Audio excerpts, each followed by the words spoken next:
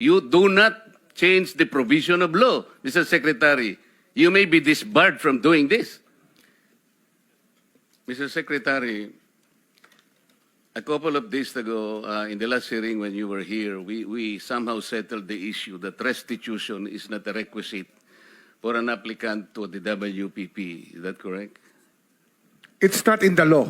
But sa akin ko kasi, hindi lang po batas na nagdidictate dito. It's also what is morally right, what is expected of us. Yan po kasi, kahit hindi nilagay sa batas, mga given po yan sa ating lipunan. What do you mean by that, Mr. Secretary? Kasi wala nga sa batas yung ano. Wala yung, nga sa batas. Yung Then, requirements ano ilalagay mo sa batas? for admission to the witness protection. Ang restitution is not part of it. Yes, it is not. Oh, pero hindi ho nangangahulugan na hindi namin pwede i-layout yan depending on the case. Mr. Secretary, I am still in the stage where a particular applicant wishes to apply under that program. And there is a process. In the process, restitution is not one of the requisites. Is that correct?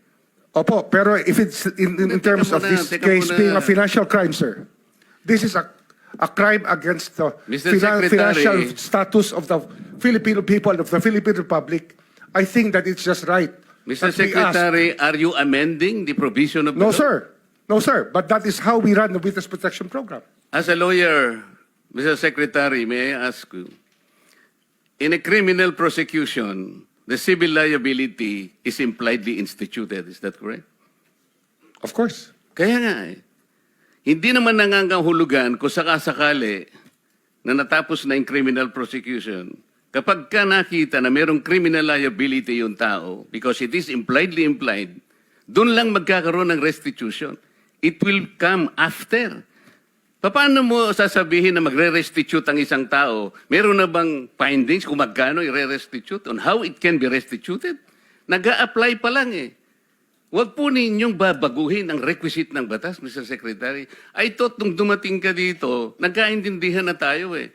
Kaya nabablar ang proceedings natin eh. Kaya nga kinote ni, siguro, ang chairman kanina gusto kong ituloy ito. Sinabi niya, nagpa-interview siya, na goodwill and sincerity should be done para i-test. Pwede ba yung ganito? I respect your opinion, sir. But It that's is not how, my opinion, it is in the law, Mr. Secretary. Yes, sir. Yes, sir. But I am operating. The arbiter Sir, is can I the speak, law. sir? May I speak, sir? Yes, you I'm are operating from the Senator Marcoleta, from the kindly allow vantage the point of the results, reason behind the law, sir. What is the reason behind the law? So that we can get justice, and justice can only be attained if there is restitution. So that is the principle behind all of these things that we are talking about now. Mr. Secretary, restitution will come after. It cannot be. Sir, it can cannot come before or after, sir. It can come before or You after. cite the law that it come before. Wala nga po sa batas eh.